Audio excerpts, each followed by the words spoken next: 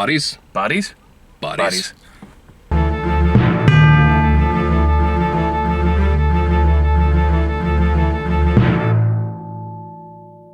You're toxic. I think we've established through many, many years of this show, Michael, that you're racist. So maybe you viewing me as toxic is just your racism showing through. You know what? If we're going to go this route, I can safely say that, yes, as a white man, I can and will do something racist at some point. But racism doesn't exist in a binary, which means if I do something racist, as long as I learn from it, that means I'm growing as a person, as opposed to doing one racist act equals being completely racist, 100%. So therefore, I'm learning, fuck you.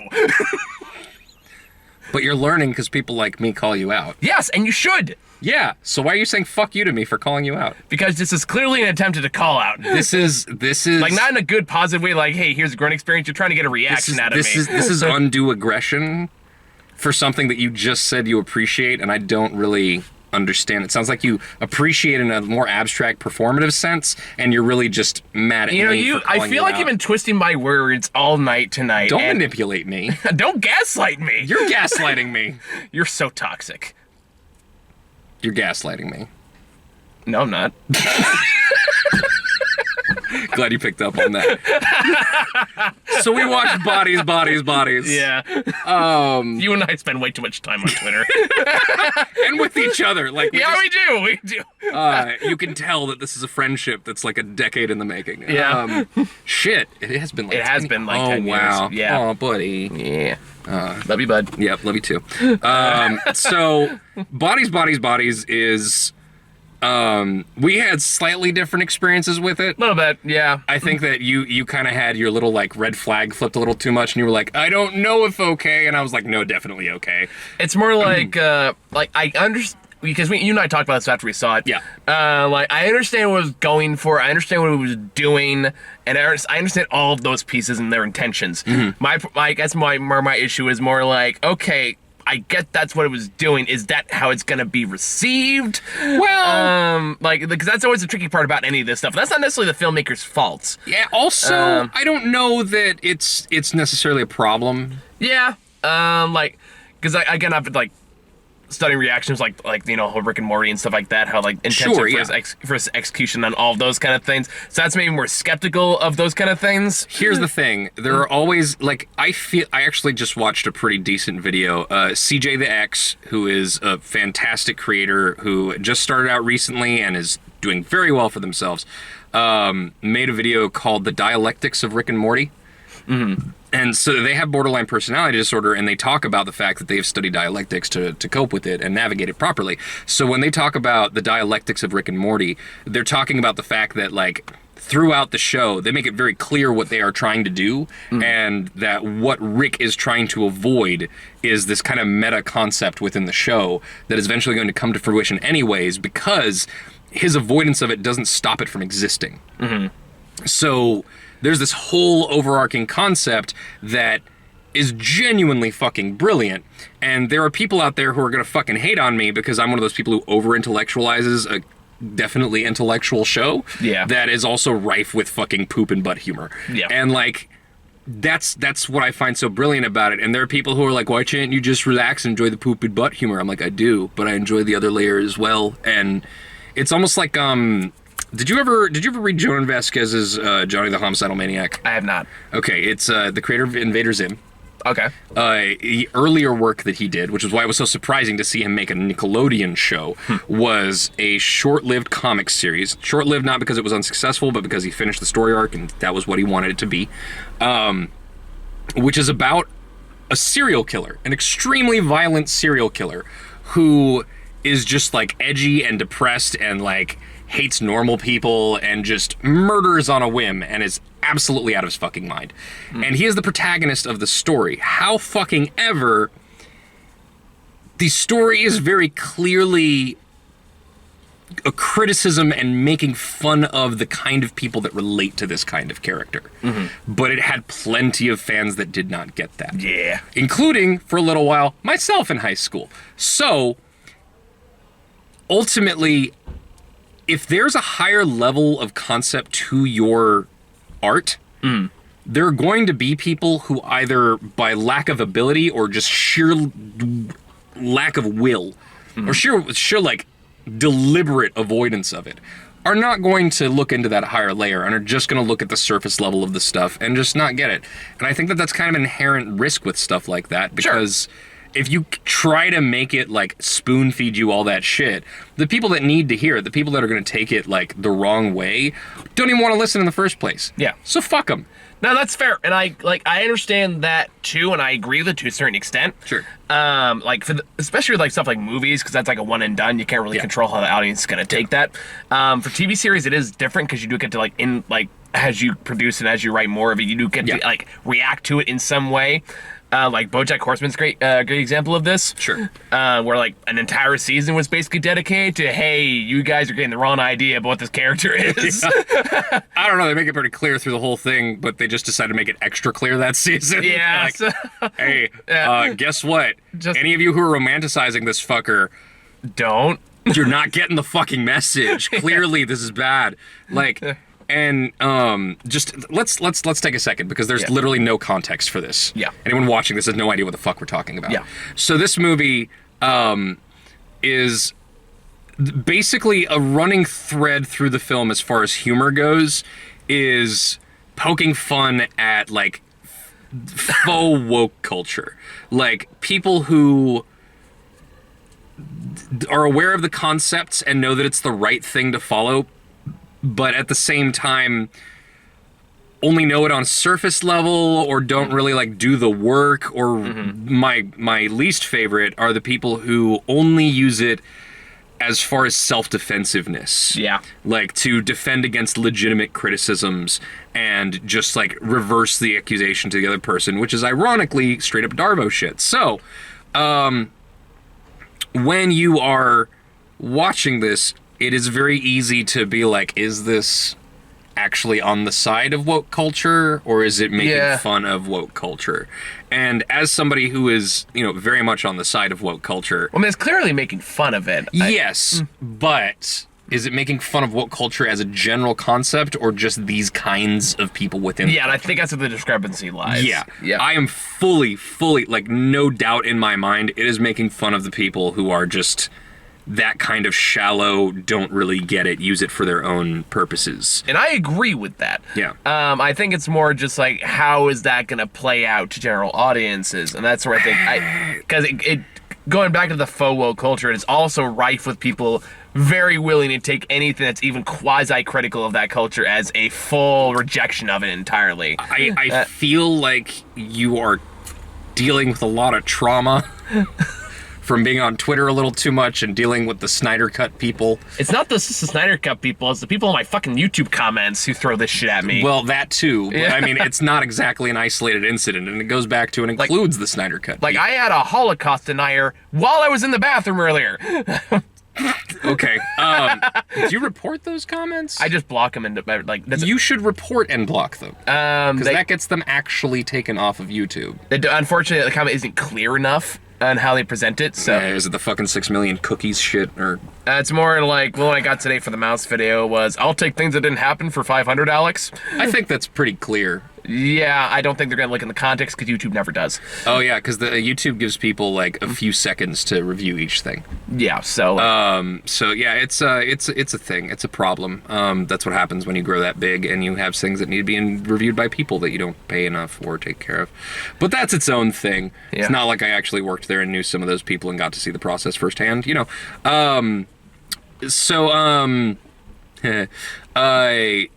I want to talk about that trauma? No, it's not trauma. It's just a very real concern. But the thing about it is that I think that there's an element of this where you have to remove it from whoever's going to take it on bad faith. Sure, and I recognize that too. If you're just viewing this as your own viewing experience and what you got from it and what you understood from it. Like, when I do stuff like this, I don't worry about all these other fucking people most of the time. Unless it's something that I think is genuine, like harmful, like Joker. I don't think this is harmful. I think this No, is and I just, don't like, think it's gonna get the wider audience appeal at where it would present itself as a problem. I mean, it's an A24 movie. You're gonna get a certain crowd. So anyway. like to an extent, like I don't think it's a big enough problem to say this is a bad movie or shouldn't exist or anything like that. Yeah. But that being said, it is a concern I have with just media representation in general. I mean, okay, so I do appreciate that the movie is pretty gay. Yeah. I do appreciate that the movie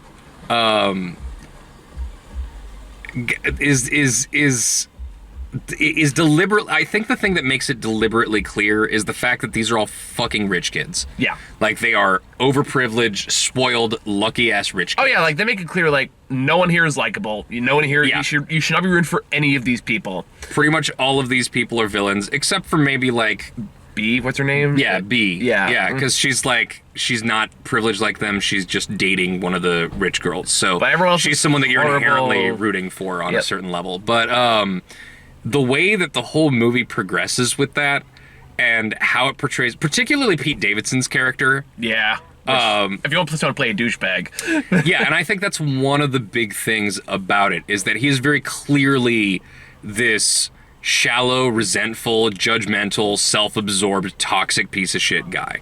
And I think it's kind of telling that he's still best friends with these people. Yeah. And also the fact that, you know, he very much near the beginning of the movie gives this little speech about, like, gaslighting as a word and a term, and, like, people on Twitter and, like, fake woke culture and stuff. And it's clearly meant to be portrayed as he's a bad guy. Yeah. I mean, for sure. And, like, there's no doubt, there's no ambiguity in that in any way, shape, or form. So that's why I'm able to take the rest of the movie a little more on good faith. Yeah. No, like, and again, like, when I explain these things, I'm not saying it's like the intention of the filmmaker to present this way, because I feel like the intention of the filmmaker is made clear as day. Yeah. I'm not disagreeing with you in any respect on that. Okay. It just more plays into my wider concerns about just media representation in general. So fuck your wider concerns. How did you enjoy it? Well, it is relevant to bring that up, though, because it does influence how I It enjoy is relevant, but how did you enjoy it removed from that context? I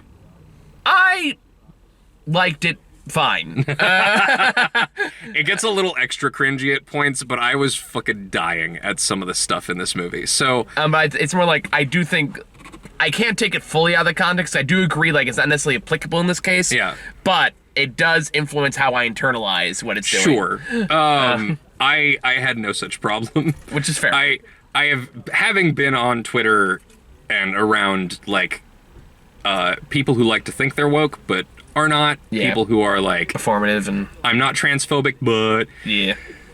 I think a large part for me too is also like I have trouble getting into movies where all the characters are unlikable. But like, B was a good enough anchor in there. She was, but even then, like she didn't really become a major player till like halfway through. Sure. I feel like she is kind of like, maybe you're sort of more in the shoes of Sophia, but I feel like you're also in the shoes of B near the beginning, where you're walking into these. She's meant to be sort of a... Yeah, she's clearly meant to be like the audience transplant. Yeah, exactly. So there is that kind of part in there, but sure. And again, like that's not a knock against the movie, because like it's mostly like I don't like anyone, but I also like they're not interesting enough for me to get past that. Like, so, like kind of like what you're saying about like I Don't Care, the movie that came out last year. The character's actively reprehensible. Which one? I Don't Care. It was one with Peter Dinklage was in it. You mean I Care a Lot? I Care a Lot. Yes. Yeah. No, that was Morally reprehensible. Pretty vile movie. But anyway, where I was going with that is the fact. So like, I kind of got that going against me. It's also why I can't watch Sunny Side of Philadelphia, even though I recognize that It's Always Sunny in Philadelphia. So like, I recognize exactly what the show's doing. I fully respect it for what it's doing. I just can't get into it because I just can't. I get it. We'll get you into It's Always Sunny one of these days. I don't know. Like I've already tried watching it before, and I couldn't. There are a lot of bad episodes. There are a lot of good episodes. I don't know. I don't. Those aren't enjoyable for me to watch. I don't like that kind of humor. I'll get into that more with you later. Just trust me. I've seen all of it, and I love I've seen most of clips. it. I've seen clips that I find funny. I just have no desire to sit down and watch it all the way through. I'm not saying you should watch it all the way through. Absolutely not. Yeah. There's like a whole season of the show that is unwatchable, which is weird because some people call that like one of its best seasons, and I'm like, I don't trust your opinion on things anymore. Yeah. You know those, the kind of people who like the last season of Game of Thrones, you know. But yeah, so this movie is a pretty. It sets up a pretty standard horror slash, you know, slasher trope. And some people would call this a slasher movie, but it's not quite. It's like a thriller comedy. Yeah, you're not watching some monster or serial killer stalk these people around and pick them off one by one. It is much more of like they're being picked off from the shadows or whatever. You don't see the killer, and you are left wondering like, who is it? And it's a bit of a murder mystery that starts turning people against each other in terms of trust, almost like The Thing in a way. And it does a pretty. I really enjoyed the overarching plot and how it was constructed. It was constructed well, yeah. Especially when you get to the ending and you find out like what actually happened. Yeah. So I really appreciate that as far as the film is constructed. And there's one particular scene near the end where there's a few characters left, and it does that thing that it does in some movies where it just goes like, now all the fucking skeletons come out of the closet. Now they all start showing how little they trust each other and the things that they resent about each other they never let go of, and like all those things. You know, that's a pretty standard scene in these kinds of movies. But in this movie, it is couched in this constant like caveat of like, well, you know, I was going through this thing, and so the people are like, and that's valid, that must be so hard for you, and like, and it's just, and like, well, what about this? Like, I think this is racist, and they're like, I understand why you might think that, but it doesn't, it's not what it looks like. I understand how that might be your perception, and that's valid, but it's like, it is this really dark, dramatic scene just couched in all of this fucking like overly careful fucking like trying to be empathetic, but at the same time multiple things in that scene happen which make it clear that these people are completely self-absorbed. Yeah, I think one of my favorite one in that argument was just like I understand why that's so hard, and because I have body dysmorphia. Yeah. And I was like, oh, shut the fuck up. No, I love the thing where she's like, your parents are upper middle class. Like, it's this sick own, and it's just this.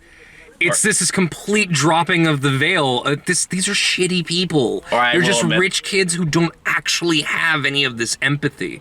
And I just feel a little called out by the podcast bit, though. The podcast part was great. But like, okay, but that aside, let's before we get like spoiler with it. Yeah. Can I just say my favorite thing about this movie is Alice. Which one was Alice? Alice was the really fucking stupid one. That doesn't narrow it down. No. The one who kept on like saying the dumb shit. Oh, like okay, there is one particular character that's played. With glow sticks. Yes, played by Rachel Sennett, I think. She was the star of Shiva Baby, another movie I really liked a couple years ago that did not get enough attention. But she is fucking amazing in this. She plays this character which just is so stupid and is so vapid, and the way that she talks and defends her opinions and engages with other people is so hilariously shallow. Rachel Sennett. Okay, I was right. And like almost every line that she had made me laugh. It was because her performance is so good. It's so easy to dismiss as just her playing some dumb girl, but I think it helps that I've seen her in another movie, because then I can appreciate the fact that she is acting here, like really acting here. And the way that she executes this role is so fucking good. It's such a good, subtle satire of this kind of person, and I just enjoyed the shit out of it all the way through. It was so good. God, what else? Like, I do say this movie does do a good job of like building up the tension and building up the hype and keeping the mystery. Keeping the mystery going. More just also keeping the underlying tension that nobody is actually really friends with anybody. Yeah, it is a den of vipers kind of deal. Yeah, so there's a lot of that kind of cutthroat, like, what the fuck is your problem kind of deal with everybody. Yeah. Did you ever watch that movie Really Bad Things? No, I don't think I saw I think that it had one. Cameron Diaz in it. No, I never saw that one. It's from the 90s. It is truly a movie just about horrible fucking people. Yeah. And it's a dark comedy that's so dark that's not really funny sometimes. Damn. But Doesn't mean it fails as a comedy. kind of sometimes, but it succeeds enough around that Okay. yeah, it's weird. Okay, I have to revisit it. I have to show it to you. But yeah, it there's something about the fact that I understand that you feel like you need to connect with characters in a lot of your movies, but like there is the occasional movie which I enjoy that is just putting these people in a position against each other where there is no clear protagonist because you're not meant to root for any of them. Sure, and I can get And that. I appreciate watching those elements bump heads against each other. Yeah, I can get So- that too, and I think, and I just kind of thinking about this. Another reason why it may not be as connecting with me as well as like some of these other kind of movies like will do, Yeah. is the fact that I also just don't really have that much interest in this kind of archetype for these kind Sure. of characters, like vapid rich women, like just as one of those populations of Well, and characters, a couple of rich guys. and a couple of rich guys, yeah.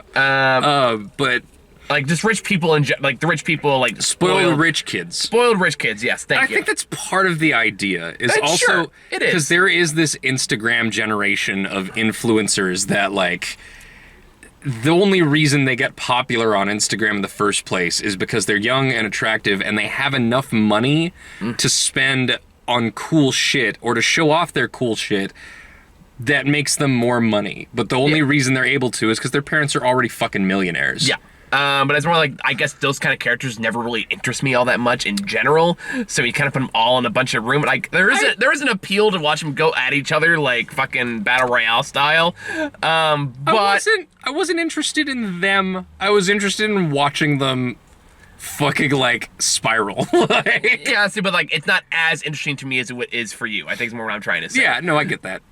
Again, it's not a knock against the writing of the characters. It's all very well done. It just again It's not your kind of movie. It is not my kind of. You are yeah. shouting, Michael.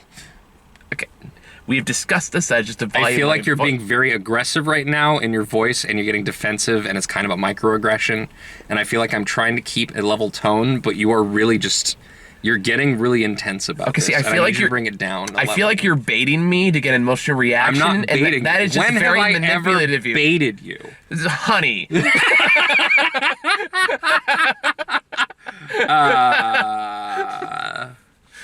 Oh man! You're I also you're rewatched. just really triggering me right now. I just recently rewatched the Batman vs Superman video.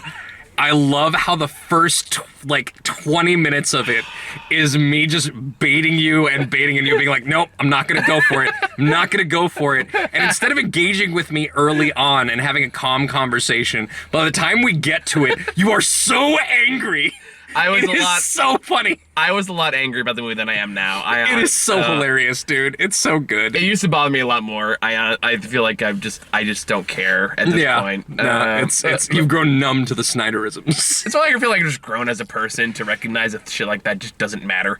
I mean, sure, yeah. Yeah. I mean, I think it does matter that Infinity War is Methuselah propaganda and genuinely harmful to society, but you know, that's its own thing. Sure.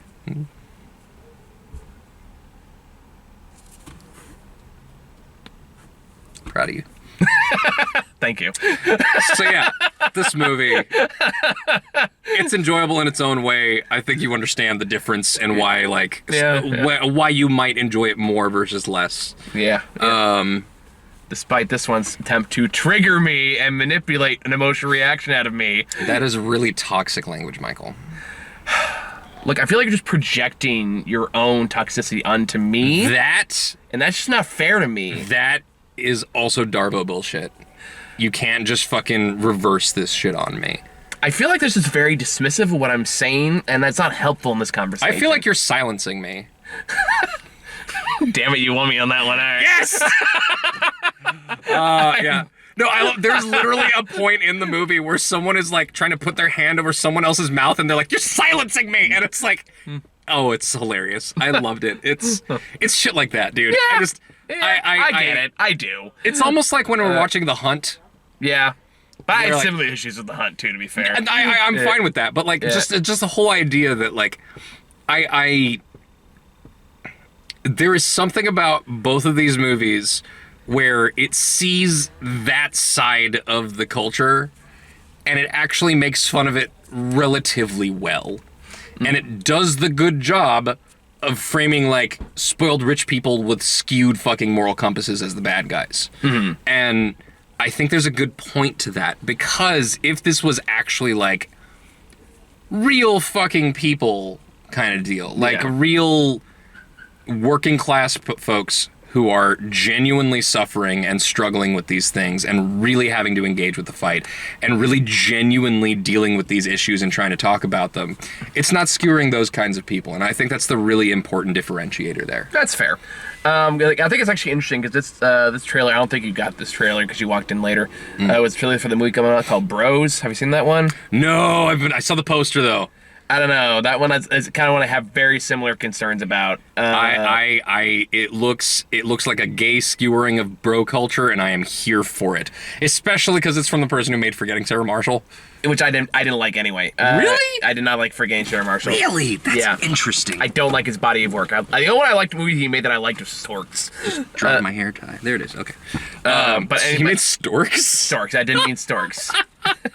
I like fumbled that, but anyway, my point. No, I really liked Forgetting Sarah Marshall. I did not, but my point is like the trailer kind of makes it look it's kind of, and again, it might make more sense in the wider context of the movie, but it kind of looks like it's trying to play up the stereotype of like, oh, people in the queer community are never satisfied and always argue with each other, which strikes me as potentially squishy.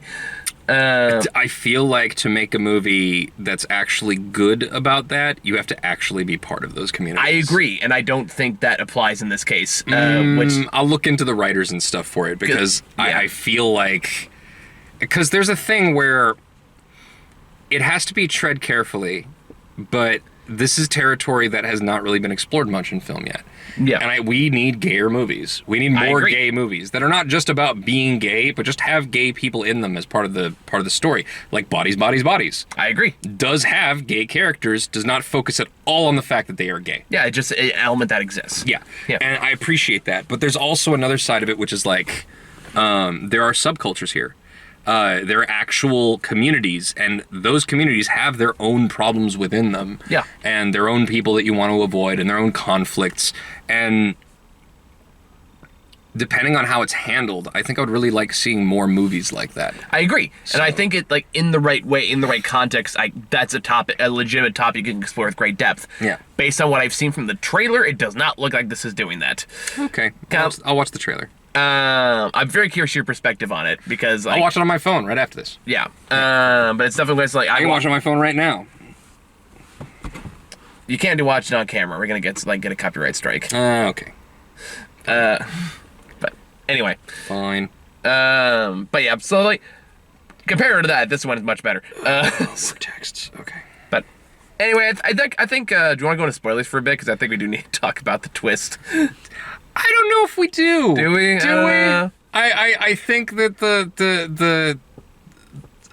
the way that the story plays out, I think is very fitting for the kind of story that it is. I will say I did figure it out shortly before they made the reveal. Shortly, though. Shortly. I'm not going to pretend I knew it all the way back, but towards the end I was like, oh. Yeah. What? I was like, wouldn't it be funny if it was this? Yeah. And it showed like, son of a bitch. Yeah. So, yeah, I do. I really enjoyed how that came about. I think it was a funny and smart way to go about tying up the movie. And, oh man, it's starring Billy Eichner. Yeah. And I like Billy Eichner. He has a particularly vicious sense of humor sometimes, but I also don't think that he would star in a movie like this if it was actually not good. Like, I'm hoping it's just bad promotion, or maybe I was reading too much into it. It's just a personal vibe I get out of it. All right. I'll watch it. Yeah, but anyway, so I think we're done talking about this pretty much. Yeah, no, it's enjoyable in its own way. It is surprisingly funny, in my mind, and has a certain brand of humor that I do enjoy. I don't think I'd like it if there were a lot of movies with this brand of humor. Yeah. But for what it is, I think it was fine. Like, even despite my misgivings or my personal like concerns about it, like I still liked it overall. Like, and I'm still like glad I watched it. Yeah. It's just not something I think I have any particular interest in watching again. That's fine. So I think Understandable. that's all we really got. So unless we go to watch Fall, which is No, thank you. that is one of my top like 5 greatest fears right there. Yeah, no, greatest phobias. It's the same reason I won't watch something like Open Water or Gravity. Yeah, fuck that. I know exactly what the movie's going to be, and I have no desire to interact with that. Gravity I've seen, but Open Waters I also have never desired to see for that exact reason. I just don't want to put that into my mind for the rest of my life. Nope. I'm good. I know Don't what it need it. is. I know I don't like it. That's just not. It's not the kind of fear that's fun for me. Nope. So It just fear. Yeah. You're the kind. I've already watched videos of people climbing those towers. Like Just I even saw. looking at videos of that gives me No, anxiety. I watched a dude climb one of those towers with like his helmet cam once, and the fact that he has like this safety harness that you're supposed to like attach every couple rungs, but most people don't because it just slows you down so much.